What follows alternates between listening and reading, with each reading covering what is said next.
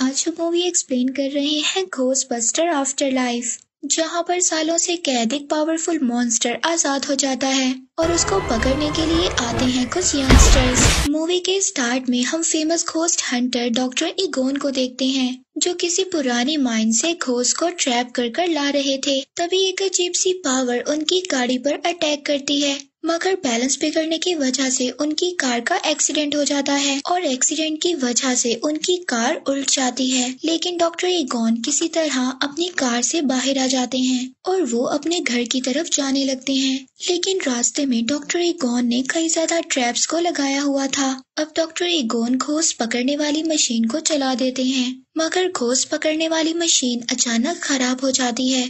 लेकिन डॉक्टर इगोन के पास एक और मशीन मौजूद होती है। वो मशीन आसपास भूतों की मौजूदगी के बारे में बताती थी। तभी वहाँ पर धुएं में से एक अजीब सा घोस्ट सामने आता है और वो घोस्ट पावर डॉक्टर इगोन को मारकर दोबारा माइंस में चली जाती है। इसके बाद सीन शिफ्ट होता है शिकागो की तरफ, जहाँ पर हम डॉक्टर इगोन की बेटी कैली को देखते हैं, जो अपने 2 बच्चों ट्रेवर और फीबी के साथ रहती थी। तभी दरवाजे पर मकान मालिक आता है और वो कैली से घर का रेंट मांगता है। कैली उस मकान मालिक को कहती है कि कुछ दिन पहले ही उसके फादर की डेथ हुई है और उनके माली हालात बहुत ज्यादा खराब हैं। लेकिन मालिक मकान कैली की एक बात को भी नहीं सुनता और वो उन लोगों को घर से निकल जाने का कहता है। इसके बाद कैली अपने दोनों बच्चों को लेकर अपने फादर के घर चली जाती है, जहाँ पर प्रेजेंट ही में उसके फादर की डेथ हुई थी। कैली अब ये सब अपने बच्चों को बताती है। फीबी और ट्रेवर घर के इर्द गिर्द अजीब चीजों को देखकर काफी ज्यादा हैरान होते हैं। कैली अब उस घर के दरवाजे पर पहुंचती है, लेकिन कैली के पास कीज नहीं थी। अब कैली फीबी को दरवाजा खोलने के लिए कहती है।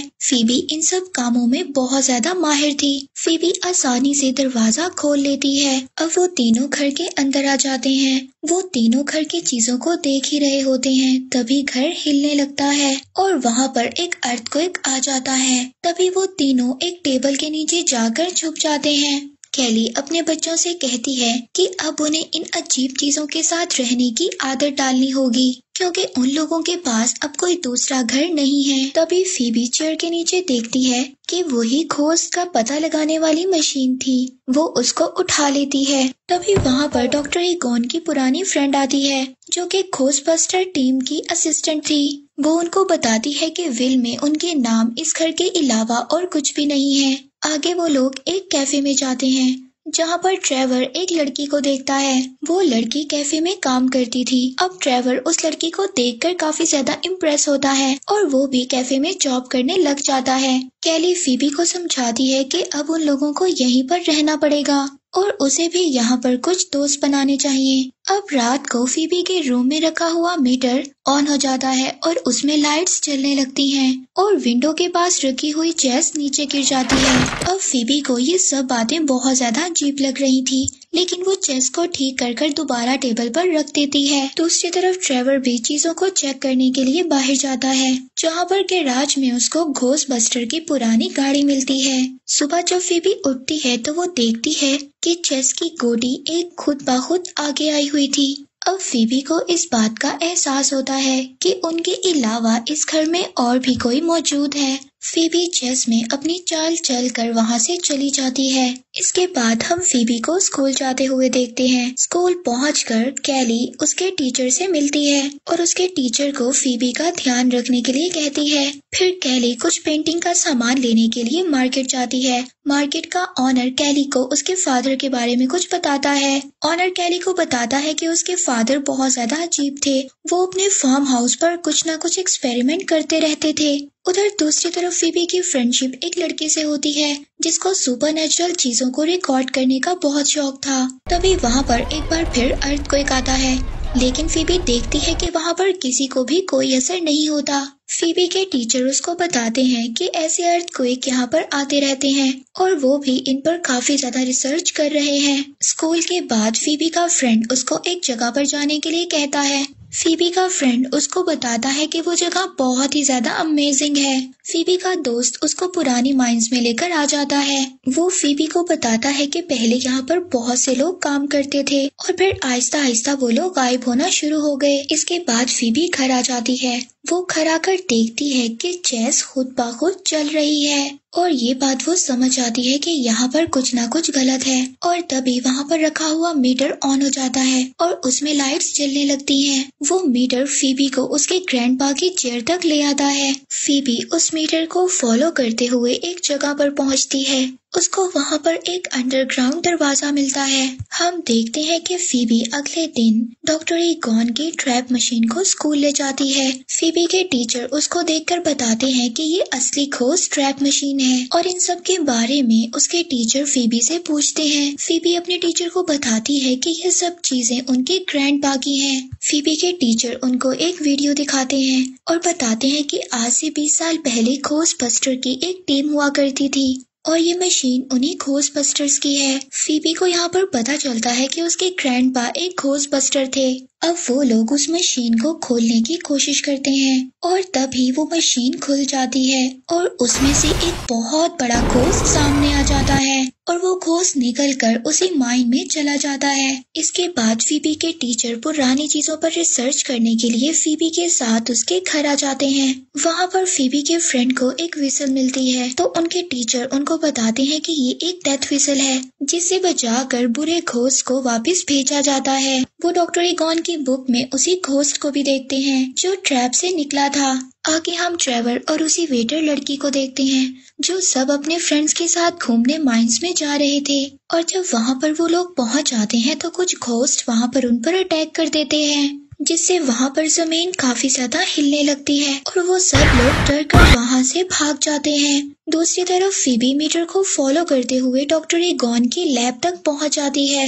वहाँ पर फीबी डॉक्टर ईगॉन की और भी मशीनों को देखती है और फीबी उन मशीनों को समझने लगती है क्योंकि फीबी इन सब चीजों में बहुत ज्यादा माहिर थी। अब फीबी अपने ग्रैंडपा यानी कि डॉक्टर ईगॉन के बारे में और भी ज्यादा इंफॉर्मेशन लेने की कोशिश करती है। अब फीबी उस घोस्ट को पकड़ने की तैयारी करती है जिसको गलती से उसने ट्रैप से आजाद कर दिया था। फीबी कुछ मशीनों की हेल्प से और अपने फ्रेंड की हेल्प से उस घोस्ट को पकड़ने की कोशिश करती है, जबकि वो घोस्ट जो लोहा खाता था वो उससे परेशान होकर सिटी की तरफ निकल जाता है। दूसरी तरफ हम ट्रेवर को देखते हैं जिसने बहुत ज्यादा दिनों की मेहनत के बाद अपने ग्रैंडपा यानी कि डॉक्टर ईगॉन की गाड़ी को ठीक कर लिया था और वो उनकी गाड़ी लेकर ड्राइव पर निकल जाता है। रास्ते में उसको फीबी और उसका दोस्त मिलते हैं। अब वो उसको सारी बात समझाते हैं। अब फीबी जब डॉक्टर ईगॉन की गाड़ी में बैठती है तो उसको वहाँ पर और भी ज्यादा गैजेट्स मिलते हैं। अब वो तीनों सिटी में निकल जाते हैं घोस्ट को पकड़ने के लिए।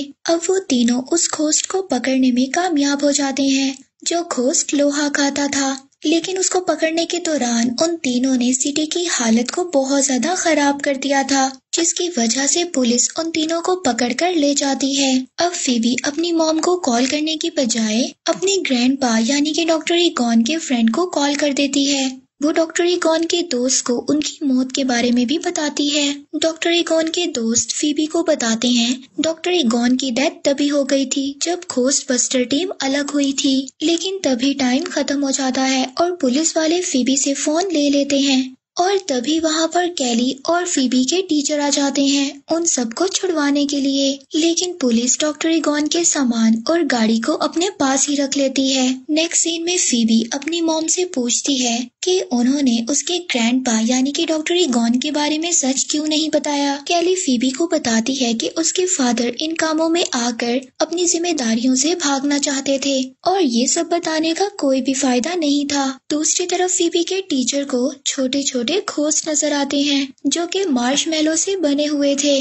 तभी वहाँ पर वो एक बहुत बड़ा मॉन्स्टर भी देखता है जो घोस्ट उन लोगों ने ट्रैप मशीन से आजाद कर दिया था। फीबी के टीचर उस घोस्ट मॉन्स्टर से भागने की बहुत ज्यादा कोशिश करते हैं, लेकिन वो मॉन्स्टर उनकी गाड़ी के ऊपर आ जाता है। नेक्स्ट सीन में हम देखते हैं कि फीबी, ट्रेवर और उनके फ्रेंड्स माइन जाने का फैसला करते हैं। वो वहाँ जाकर इंफॉर्मेशन इकट्ठा करने लगते हैं। तभी वहाँ पर उनको एक ताबूत में एक बूढ़े आदमी की डेड बॉडी दिखाई देती है। तभी वो देखते हैं कि उस शर्डर माइंस की दीवारों पर कोई ना कोई तारीख लिखी हुई थी जिस दिन कोई ना कोई तबाही आई थी।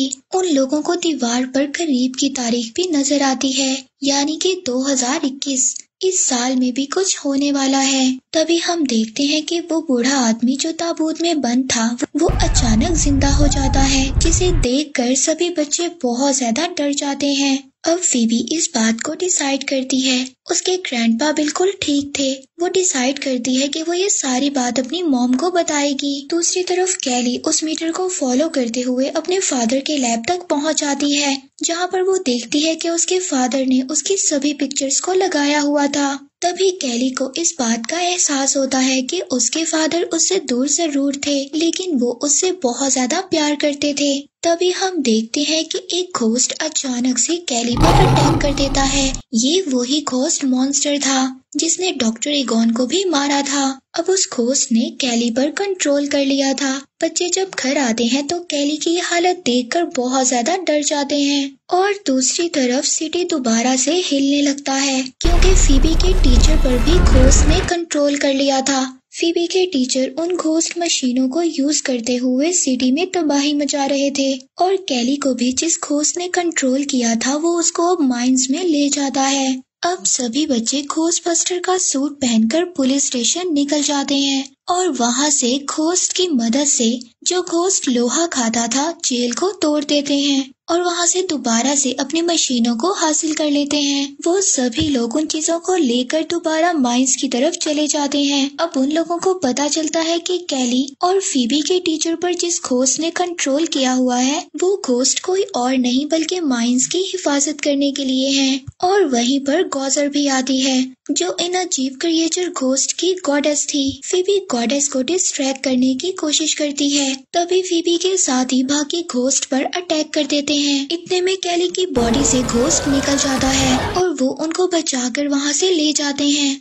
लेकिन फीबी के टीचर अभी भी घोस्ट के कंट्रोल में थे। अब फीबी के टीचर और गॉडेस उनका पीछा करते हुए उनके घर तक आ जाते हैं। अब फीबी की मशीन घोस्ट और गॉडेस के आगे हारने लगती है। इतने में हम देखते हैं कि घोस्टबस्टर की पुरानी टीम उनको बचाने के लिए वहां पर आ जाती है। ये वही लोग थे जो डॉक्टर ईगॉन के साथ काम करते थे। वो सभी लोग घोस्टबस्टर्स होते हैं, मगर वो लोग भी गॉजर को हरा नहीं पाते। तभी फीबी की हेल्प करने के लिए डॉक्टर ईगॉन यानी कि उसके ग्रैंडपा वहां पर आ जाते हैं। अब वो सब लोग मिलकर गॉजर पर अटैक करते हैं, और जब वो लोग सब मिलकर गॉजर पर अटैक करते हैं तो वो लोग कामयाब हो जाते हैं, और फीबी का फ्रेंड भी मार्शमैलो मॉन्स्टर्स को मार देता है। तभी ट्रेवर को एक आइडिया आता है। वो अपनी गन से दोबारा से मशीन को एक्टिवेट कर देता है, जिसकी वजह से फील्ड में लगे ट्रैप दोबारा से एक्टिवेट हो जाते हैं। कैली वहां पर लगे स्विच को ऑन कर देती है, और गोजर के साथ साथ बाकी घोस्ट मॉन्स्टर्स भी उस मशीन ट्रैप में कैद हो जाते हैं। अब डॉक्टर ईगॉन के दोस्त भी उनसे माफी मांगते हैं, और कैली अपने फादर की सोल से गले लगती है। तभी उनकी सोल हमेशा के लिए चली जाती है। अब सभी मॉन्स्टर घोस्ट को पकड़ लिया था। अब सिटी में कोई भी मॉन्स्टर घोस्ट नहीं था, और हमें मूवी के लास्ट में दिखाया जाता है कि एक घोस्टबस्टर का मेंबर डॉक्टर ईगॉन की गाड़ी को अपने गोडाउन में ले आता है। तभी वहां पर लगा मीटर जलने लगता है, और इसी के साथ ये मूवी यहीं पर एंड हो जाती है।